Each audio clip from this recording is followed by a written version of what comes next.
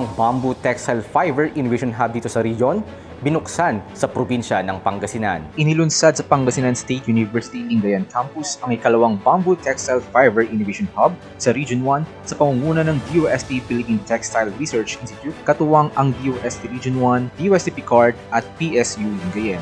Bahagi ito ng temang Weaving Circularity na layuning isulong ang paggamit ng lokal na materyales at sustainable innovation. Layunin ng hub na magsilbing sentro ng pananaliksik, pagsasanay at kabuhayan gamit ang bamboo fiber bilang eco-friendly na tela. Tampok dito ang mga kagamitang likha ng DOST-PTRI tulad ng bamboo fiber extraction machine na nagpapabilis sa pagproseso ng kawayan. Binigyang diin ni DOST Secretary Renato U. Silvon Jr. ang lumalawak na gamit ng kawayan sa fashion at innovation. At ayon naman kay DOST Region 1 Director Dr. Teresita A. Baog, may 7,000 hektarya ng bamboo sa Pangasinan, isang malaking potensyal sa industriya. Samantala, pinuri ni DOST-PTRI Director Dr. Julius Liano Jr. ang kakayahan ng Pilipinas na makagawa ng world-class na materyales gamit ang sariling likas na yaman at inobasyon at nananawagan sa mas pinatibay na pagtutulungan upang lalo pang mapaunlad ang industriya ng bamboo textile. Suportado ito ng PSU, lokal na pamahalaan ng Lingayen at iba pang mga stakeholder. Ang proyekto ay bahagi rin ng Philippine Tropical Fabrics Program na sumusulong sa paggamit ng lokal na hibla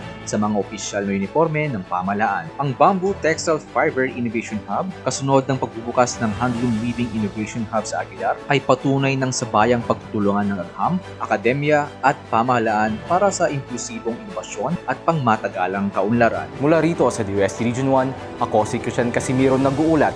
DOST 1 Siglat, 1 DOST for you. Dalawang benepisyaryo ng SSCP ng DOST Region 1 nominado sa PSSCA 2025. Pinagmamalaki ng DOST Region 1 ang pagkakanomina ng lungsod ng San Fernando, La Union at Lawag City, Ilocos Norte sa Philippine Smart at Sustainable Communities Awards. Inanunsyo ang pagkakilalang ito sa 3rd International Smart and Sustainable Cities and Communities Exposition and Networking Engagement 2025 sa Cauayan City, Isabela. Pinakita ng San Fernando ang kanilang pangako sa matalinong pamahalahan sa pamamagitan ng Electronic Field Health Services Information System at Document Tracking System Replication Program na parehong naglalayong pabuti ang kalusugan at transparency ng serbisyong publiko. Samantala, tampok sa nominasyon ng Lawag ang installation for solar-powered irrigation system sa mga barangay para isulong ang sustainable agriculture at pagbibigay enerhiya sa mga magsasaka gamit ang malinis na enerhiya. Tumanggap ng sertipiko ng pagkilala sina DOST Region 1, RD Teresita A. Tabaog at mga opisyal mula DOST Ilocos Norte at DOST La Union na ginawad ni na DOST Secretary Renato Ducelidom Jr. at iba pang opisyal ng DOST. Ang formal na paggagawad ng parangal ay gaganapin sa Nobyembre 2025 bilang bahagi ng National Science and Technology Week sa Ilocos Norte. Mula rito sa DOST Region 1, ako si Carl Anthony Bugar,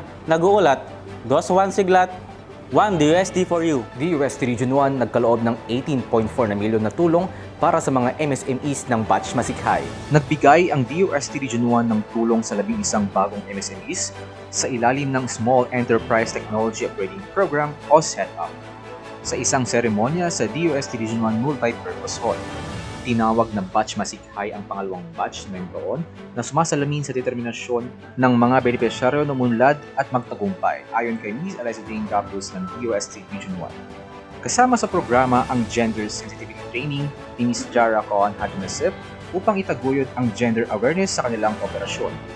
Sa pambukod na mensahe, hinikayat ni ARD Raquel Espiritu ang mga benepisyaryo na gamitin ang teknolohiya para sa mabuting layunin.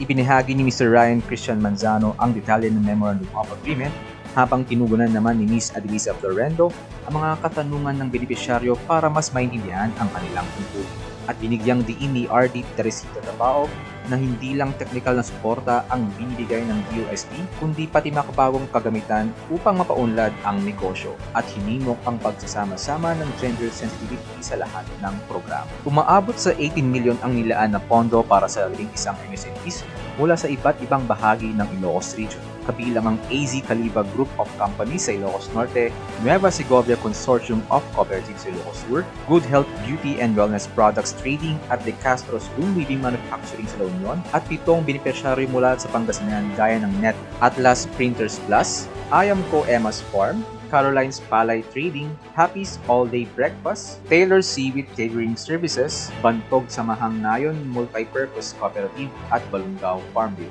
Sa tulong ng DOST Region 1, handa na ang batch masikhay na paunlarin ang kanilang mga negosyo gamit ang teknolohiya at inklusibong pamamaraan para sustainable na pag-unlad. Mula rito sa DOST Region 1, ako si Christian Casimiro nag-uulat.